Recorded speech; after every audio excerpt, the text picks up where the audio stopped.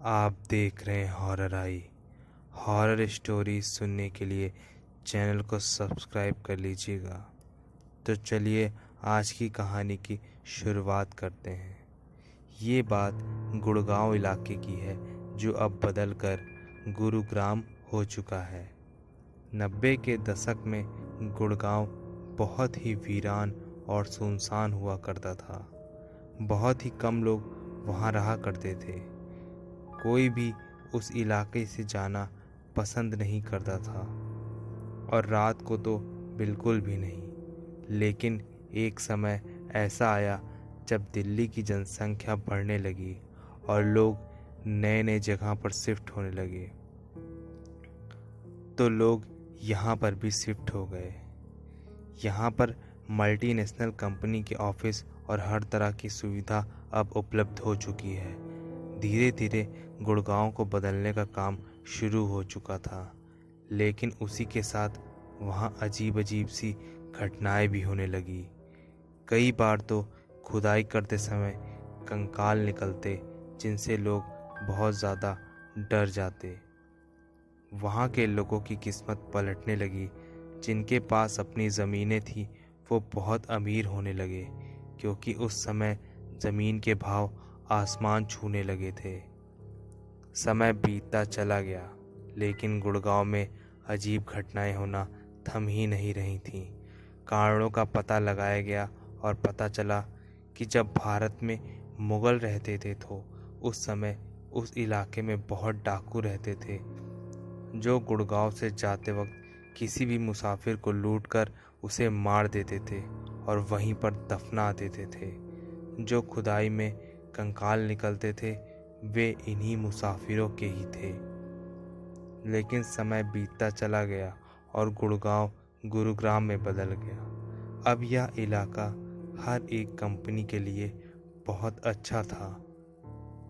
हर company के office आप इस जगह पर देख सकते हैं। इसी की तरह एक कॉल सेंटर था जिसमें बहुत से लोग काम करते थे। उस कॉल सेंटर में एक लड़की काम करती थी जिसका नाम निशा था, जो रोज़ अपने काम को लेकर बहुत ही सतर्क रहती थी और बहुत अच्छी तरह से काम भी कर रही थी। कई बार वो लगातार एम्प्लॉय ऑफ द मंथ का खिताब भी जीती थी, जिसके कारण वो अपने सीनियर ऑफिसरों की नज़रों में भी बहुत लायक थी। उसकी टीम लीडर उसके काम पर लगातार नज़र बनाए रखती थी और देखती थी कि किस तरह वो कॉल सेंटर के ग्राहकों के प्रश्न के उत्तर देती है, और उससे जो जूनियर लड़कियां थी वो भी उससे बहुत ज़्यादा इम्प्रेस होती थीं। लेकिन एक दिन उस लड़की के पास एक ऐसा कॉल आया। आमतौर कॉल सेंटर में कॉल लगभग 5 से 6 मिनट तक ही लंबे चलते थे, लेकिन उस दिन कॉल लगभग 1 घंटे तक चला। बात करते समय वो बहुत परेशान नज़र आ रही थी। उसकी टीम लीडर ने सोचा कि लगता है कोई बहुत गंभीर बात है, इसलिए उसने इस ओर ध्यान नहीं दिया। लेकिन बात ख़त्म होने पर उसका रवैया बिल्कुल बदल गया। वो परेशान सी हो गई और अपना बैग उठाकर वहाँ से चली गई। उसकी टीम लीडर को कुछ समझ में नहीं आ रहा था कि आखिर वो चली क्यों गई। जानने के लिए उसने उसके आसपास के एम्प्लॉयज़ से पूछा, तो उन्होंने जवाब दिया कि उसने सिर्फ इतना कहा कि मैं घर जा रही हूँ, और वो चली गई। टीम लीडर ने सोचा मुझे उस नंबर की जांच करनी चाहिए जिससे कॉल आई थी, लेकिन जब उसने ये देखा तो उसे बहुत बड़ा झटका लग गया कि वह फ़ोन पर बात कर रही थी, लेकिन सामने से कोई कॉल आया ही नहीं था। उसने इस बात को ज़्यादा गंभीर नहीं लिया और सोचा हो सकता है किसी किसी का माइंड कभी कभी सही नहीं रहता है। अगले दिन जब निशा को कंपनी आना था तो वो वहाँ नहीं पहुँची। टीम लीडर को चिंता होने लगी, क्योंकि पहला ऐसे कभी नहीं हुआ था। उसने सोचा कि शायद उसी कॉल की परेशानी की वजह से आज निशा नहीं आई होगी। दिन बीता, दूसरे दिन भी निशा कॉल सेंटर नहीं आई। टीम लीडर ने उसे कॉल किया, लेकिन उसका फ़ोन बंद आ रहा था। मेल किया, मैसेज किया, लेकिन निशा से कोई भी संपर्क नहीं हो पा रहा था। टीम लीडर ने नाइट शिफ्ट में निशा को घर छोड़ने वाली गाड़ी के ड्राइवर से पूछताछ की और निशा का पता निकाला। कंपनी के किसी एम्प्लॉय को उसके पते पर भेजा गया। जब उस व्यक्ति ने उस पते के घर के मालिक से बात की तो पता चला कि यहाँ पर निशा नाम की कोई लड़की ही नहीं रहती। एम्प्लॉय ने बोला, लेकिन ड्राइवर उसको यहीं पर छोड़कर जाता था। इस पर मकान मालिक कहता है, शायद वह यहाँ उतरती हो, लेकिन उसका घर आसपास ही हो। पता करने पर वहाँ पर निशा का कुछ भी पता नहीं चला। एम्प्लॉय ने ये खबर अपने सारे एम्प्लॉयज़ को बताई। उन्होंने सोचा कि शायद किसी प्राइवेसी के कारण निशा ने अपना सही पता नहीं दिया हो, लेकिन कुछ दिन बाद निशा का पता कंपनी द्वारा निकाल लिया गया और दोबारा उस पते पर कंपनी ने अपने एम्प्लॉय को भेजा। कंपनी द्वारा भेजा गया जो आदमी था वो उसके घर पर पहुंचा और निशा के बाप से मिला और निशा के बारे में पूछताछ की और कहा वो कई दिनों से ऑफिस नहीं आ रही है। माँ बाप ने कहा कब से नहीं आ रही है। एम्प्लॉय ने कहा लगभग 15 दिन हो चुके हैं। माँ बाप ने एम्प्लॉय से पूछा कि वो कितने दिनों से काम कर रही है।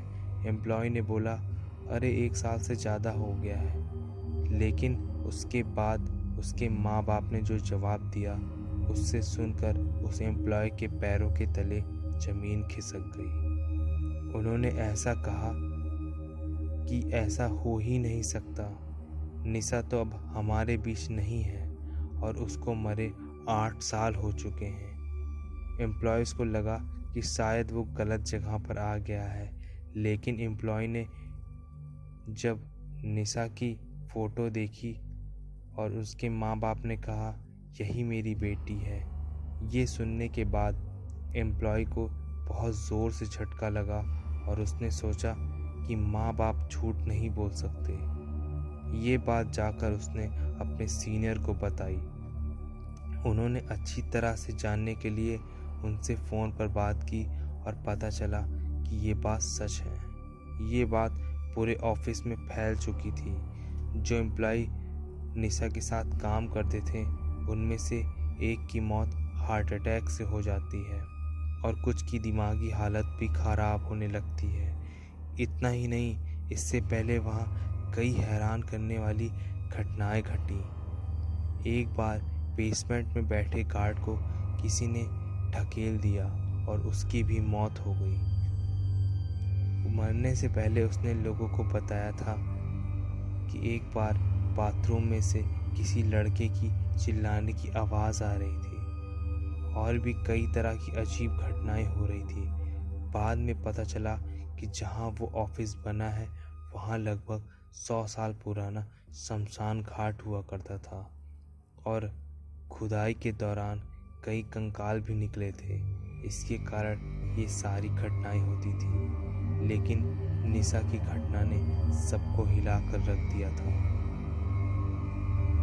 और उस दिन के बाद से निशा का कुछ भी पता नहीं चला था कि वो कौन थी और वो कहाँ से आई थी। निशा के साथ जो कलीग्स बैठते थे उनमें से बस 2 या 3 लोगों को और उसके सीनियर को निशा दिखाई देती थी।